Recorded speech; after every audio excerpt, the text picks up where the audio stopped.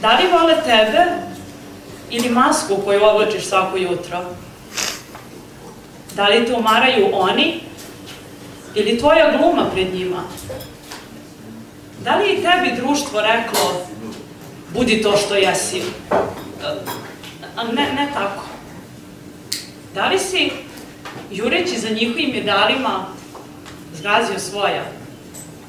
Da li si, zadovoljavajući izmišljene potrebe 21. veka, zaboravio na one stvarne, ljudske? Koja li te ruka bacila ovde? Koja li te sila vuče tim putem?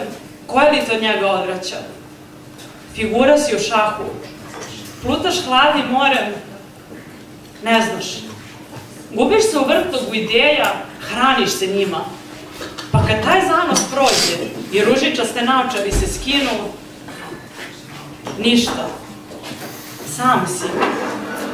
Nigde toliko ljudi koliko u jednom čoveku, a i dalje si sam.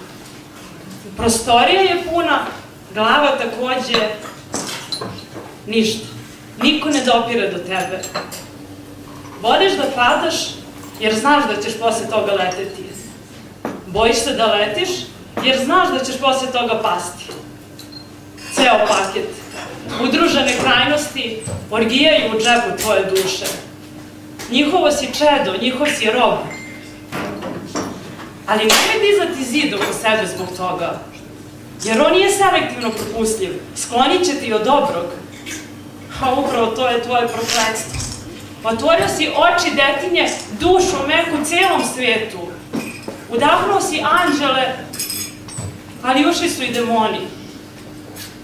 Tvoja najveća snaga i tvoja najveća slabost dele izvor. Tvoje najbolje i tvoje najgore čvrsto se drže za ruke.